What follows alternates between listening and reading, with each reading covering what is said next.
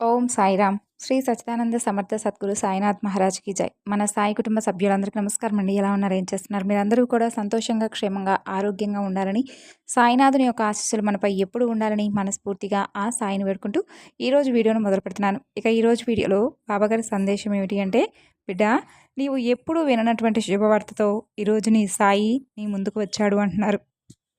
బాబాగారి సందేశంలో ఉన్నటువంటి పరమార్థం ఏమిటో తప్పకుండా తెలుసుకుందామండి. అంతకన్నా ముందు మన ఛానల్ని ఎవరైనా కొత్తగా చూస్తున్నట్లయితే ఛానల్ను సబ్స్క్రైబ్ చేసుకొని వీడియో మీకు నచ్చితే లైక్ చేసి సపోర్ట్ చేయడం మాత్రం మర్చిపోకండి. మరి బాబాగారి సందేశానికి ముందుగా చాలామందికి ఎన్నో సమస్యలు, ఇబ్బందులు ఎదురవుతూ ఉంటాయి కదా. అంటే ఒక్కొక్కరికి ఒక్కొక్క సమస్య ఉంటుంది. ప్రేమ, పెళ్లి, సంతానం, వ్యాపారం, భార్యాభర్తల మధ్య గొడవలు, ప్రేమించి మోసపోవడం, ఇలా మీకు ఏ సమస్య ఉన్నా కానీ శ్రీ సాయి భగవతి జ్యోతిషాలయం గురూజీ పవన్ నంబూద్రి గారు మీకు ఏ సమస్య ఉన్నా మీరు ఉన్న చోటనే ఫోన్ ద్వారా మీకు సరైనటువంటి సమాధానాన్ని తెలియజేస్తారు.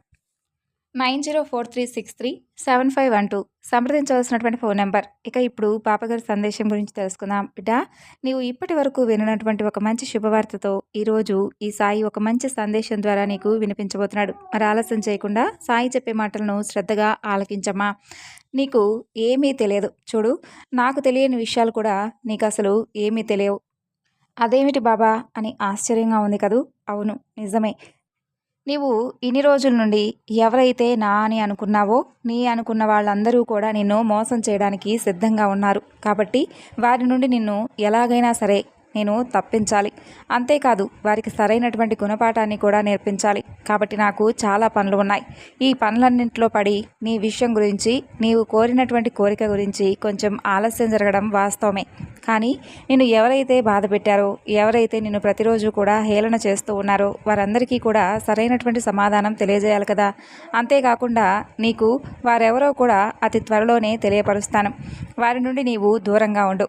అంతేకాకుండా వారి నుండి ఇప్పటి వరకు ఏదైతే వారు నిన్ను హేళన చేశారో, అవమానించారో, లేదంటే నిన్ను ఏదైనా కానీ నలుగురిలో తక్కువ చేసి మాట్లాడారో ఇవన్నీ కూడా పూర్తిగా మర్చిపోయి నీ ధ్యాస అంతా కూడా నువ్వు చేస్తున్నటువంటి పని పట్ల పెట్టు.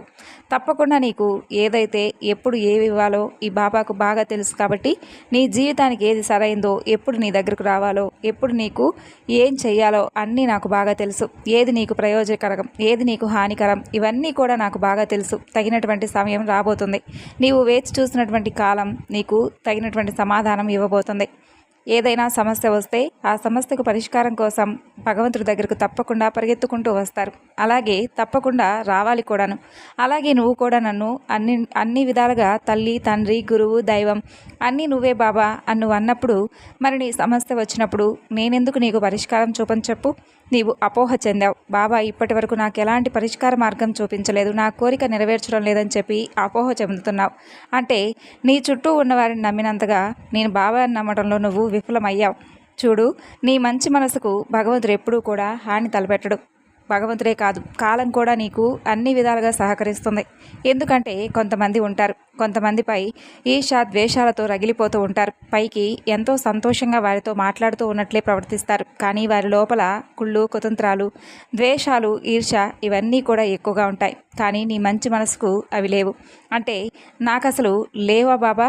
నేను కూడా కొంతమందిని చూసి ఈర్ష్య, ద్వేషాలతోనే ఉంటాను అని అంటావేమో.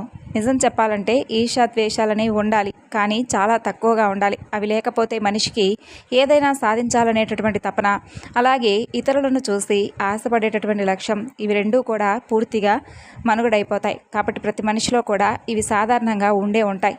కానీ నీకు కూడా ఉన్నాయి, అయితే అది చాలా తక్కువలో ఉన్నాయి. కాబట్టి నీ మంచి మనసుకు ఇప్పటి వరకు ఎవరి హాని నువ్వు కోరలేదు.